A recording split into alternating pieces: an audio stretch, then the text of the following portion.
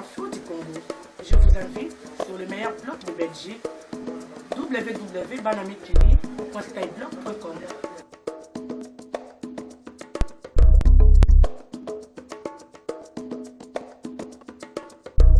Le vif du sujet, je tiens à rappeler à l'opinion nationale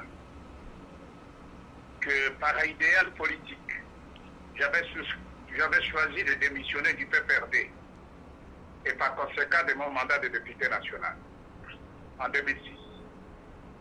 J'avais pris cette grave décision d'abandonner les immunités et autres avantages pour soutenir un combat que j'avais jugé juste et salutaire pour notre peuple et pour la République, gravement menacée par l'incursion inter-congolaise des troupes rwandaises, en complicité avec les pouvoirs en place qui n'avaient pas respecté les procédures en la matière.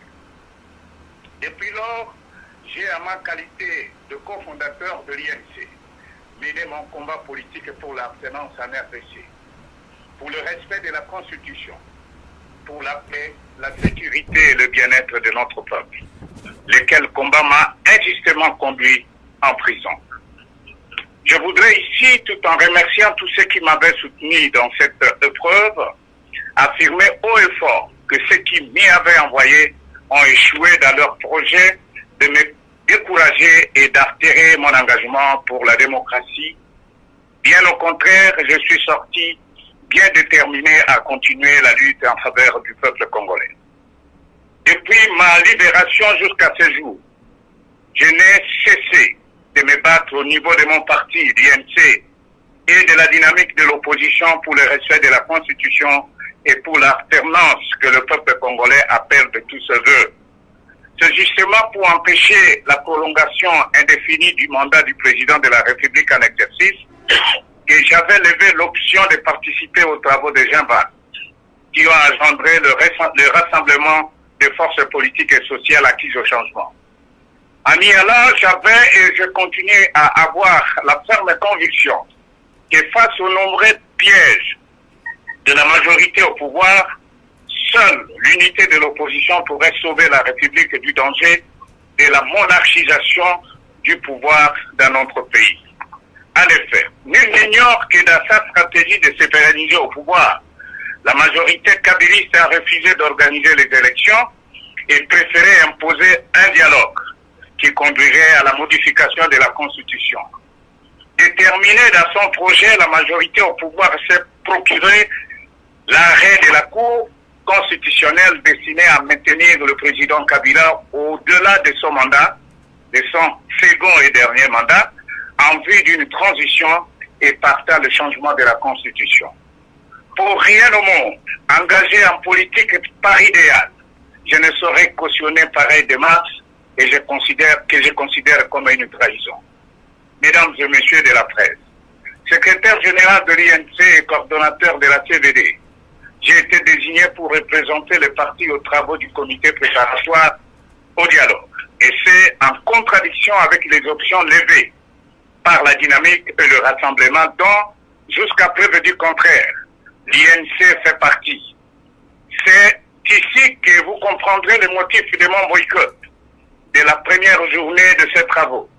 En effet, à ma qualité de membre de la dynamique et du rassemblement, je me devais d'en observer les mots d'ordre de la journée d'Île Morte.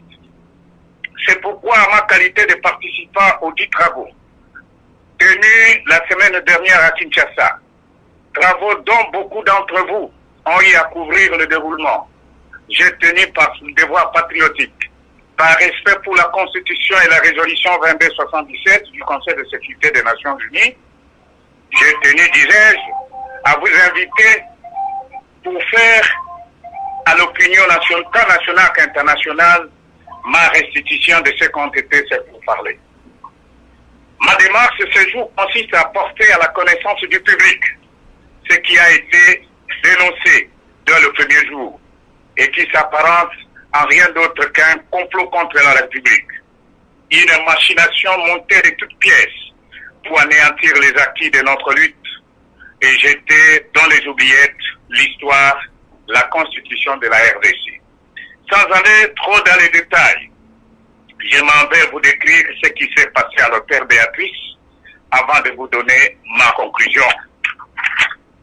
J'ai pris part aux travaux préparatoires du début à la fin et j'ai pu noter que nous étions en face de plusieurs pièges tendus par la majorité dans le but d'arracher désespérément une caution pour légitimer son coup d'État visant à égorger définitivement le pacte républicain rigoureusement arraché à Sam City. J'ai noté au début du début à la fin la persistance des questions taboues que personne n'a voulu soulever et pour lesquelles les négociateurs de la majorité, et pour lesquels les négociateurs de la majorité exerçaient une pression. Non, les délégués de la majorité exerçaient une pression sur les facilitateurs et certains délégués de l'opposition, comme de la société civile, du reste recrutés par les facilitateurs lui-même et sélectionnés à dessein. C'est le cas du principe d'abstenance clairement souligné dans le préambule de la Constitution, du sort de l'actuel président de la République dont le second et le dernier mandat échoua le 19 décembre 2016, et la question de préalable posée par le Rassemblement et qui ne semblait pas préoccuper personne. Ma présence au comité préparatoire m'a permis de conclure que l'opposition présente à ces travaux est prise au piège de la majorité, au point qu'elle n'a aucune autre issue, sinon que de servir de caution au coup d'État constitutionnel en gestation à travers soit la révision constitutionnelle en gestation, soit le changement de la Constitution ou encore le référendum inopportun, mais évoqué par certains caciques du pouvoir et dont le projet semble à portée de la main. Choqué par cette ambiance de complicité et apparemment de félonie qui menace l'avenir de la nation, j'ai observé les mêmes appréhensions dans le chef de certains des participants avec lesquels j'ai eu à échanger quant à ceux. Je suis convaincu que chacun, dans sa conscience, en tirera les conséquences qui s'imposent. Du facilitateur et du groupe de soutien. Il vous souviendra que le facilitateur a été réquisé par le Rassemblement à cause de ses apparentes accointances avec le pouvoir en place. Au cours des travaux, je puis établir la véracité de ces allégations, notamment à travers la police complaisante de débat devant un panel passif et vraisemblablement inexistant. En un mot, comme en mille plutôt que d'être neutre, les facilitateurs s'en trouvent neutralisés par la majorité qui a placé autour de lui son artillerie lourde qui oriente et téléguide et dirige toute son action. De préalable, cette question constitue, à mon humble avis, la pierre d'angle pour la décrispation du climat politique en vue du dialogue. À ce sujet, je n'ai pas noté dont le chef du gouvernement, c'est-à-dire de la majorité, comme dit facilitateur, une réelle volonté d'y accéder pour créer les conditions favorables à la tenue d'un dialogue véritablement inclusif et crédible. Ici, il y a lieu de souligner qu'en dehors d'une mesure de grâce présidentielle ou d'adoption d'une loi d'amnistie, on ne peut se convaincre de l'effectivité des mesures annoncées par le ministre de la Justice comme réponse à cette exigence. Ces mesures ont ceci de particulier qu'elles pourraient impacter négativement les affaires politico-judiciaires à charge de certains politiques à toutes les instances de procédure, qu'il s'agisse des poursuites judiciaires comme c'est le cas de Vital Kamere, dans l'affaire contre l'honorable Wivine Moleka, du bâtonnier Jean-Claude Mouyambo, de M. Moïse Katouri, etc., et des condamnations notamment pour l'honorable Diomi Dongala et bien d'autres victimes de l'arbitraire comme les anciens soldats du MRC, Firme Yangambi, Eric Kikunda, et bien que des gens amnistiés continuent à croupir dans les geôles comme des otages du pouvoir. De l'inclusivité. La résolution 2277 a établi l'inclusivité comme un principe sacro-saint de la tenue du dialogue en RDC. À mon humble avis, on ne peut pas parler de l'inclusivité dans la présence on ne peut pas parler d'inclusivité sans la présence d'Étienne Tshisekedi de Vital Kamere, de Jean-Pierre Bemba, de Moïse Katumbi et de Joseph Kabila lui-même. À ce stade, la présence de certains opposants obtenus par débauchage ne peut nullement être confondue à l'inclusivité. Des participants de l'IDPS ou du MRC qui n'ont pas reçu mandat de leur parti politique en est la preuve. Elle trahit la mauvaise foi de la majorité, la partialité manifeste du facilitateur, de même qu'elle fonde la crainte que ces travaux se tiennent à l'absence des poids lourds de la politique congolaise.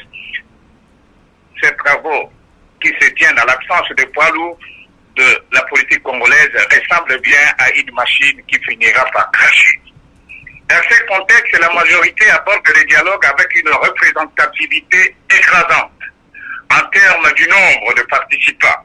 On sait pourquoi. Comment expliquer qu'en dehors de ses propres délégués, elle bénéficie en plus du quota prétendument réservé aux facilitateurs, noté 25 délégués, en effet en quelle qualité? Il en est de même du bénéfice que la majorité tire des participants débauchés au niveau de l'opposition et de la société civile. C'est clair, le quota de la majorité est encore gonflé par les délégués de sa propre opposition qui siègent au gouvernement en violation de la loi portant statut de l'opposition. Dans ces conditions, il va sans dire que le rapport de force est décidément en faveur du pouvoir en place. Le fait que le facilitateur, obéissant à une injonction de la majorité, ait opté pour la cité de l'OIA, en réalité, un camp militaire comme site de ces travaux du dialogue est significatif de tout ce qui précède. Je crois qu'il y a, excusez-moi, je crois qu'il y a un problème de texte. Excusez-moi, hein. Ainsi, placés sous la surveillance de la garde républicaine, les délégués au dialogue seront obligés de travailler sans indépendance ni liberté. Mesdames et messieurs, j'ai voulu, par ma démarche, alerter notre peuple sur le danger qui guette la nation. J'ai tenu à interpeller le président de la République, garant de la Constitution, pour qu'il en garantisse le strict respect en aidant le pays à vivre sa première passation civilisée du pouvoir. Il aura prêché par l'exemple. J'ai tenu également à sensibiliser le leadership de l'INC, mon parti, sur la dérive que constitue son orientation actuelle et qui semble être contraire aux attentes de notre peuple. J'en appelle au sursaut patriotique de la classe politique et de tous les hommes de bonne volonté pour épargner notre peuple des affres de l'incertitude vers laquelle nous conduit le pouvoir en place. Enfin, je demande à la communauté internationale d'être attentive à la question de préalable et de la neutralité de la facilitation sans quoi son œuvre actuelle risque d'être vaine. Je souhaite vivement que la communauté internationale ne soit pas ces médecins qui courent aux cheveux d'un malade déjà mort alors qu'il pouvait les sauver s'il était intervenu à temps. En considération de ce qui précède, j'ai décidé ce jour de renoncer à ma participation aux travaux du dialogue, annoncé le 1er septembre prochain. Et pour en tirer toutes les conséquences, je démissionne de mes fonctions de secrétaire général de l'Union pour la nation congolaise.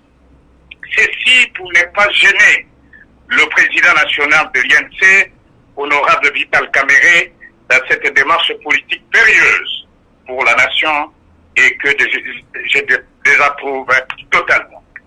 Voilà, mesdames et messieurs, l'essence de mon communiqué, je voudrais vous présenter ma note de démission déjà déposée et réceptionnée qui est ici. Voilà. J'ai déjà démissionné, donc je ne fais plus partie de la direction politique. Allô? Kabila va partir. Il faut que Kabila puisse partir. Kabila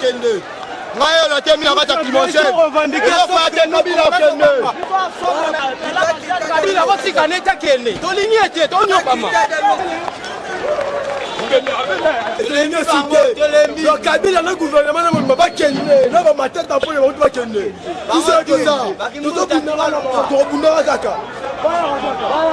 Le président Kabila respectera strictement ce qui est écrit dans la Constitution. Il ne sera donc pas Il n'y a candidat. pas plus de 2 mandats consécutifs. Il n'y aura pas plus de 2 mandats consécutifs. Et je vais vous répéter ce que le président nous a dit. En 2016, il y aura dans ce pays un passage de flambeau civilisé entre un président qui sort et un président qui entre.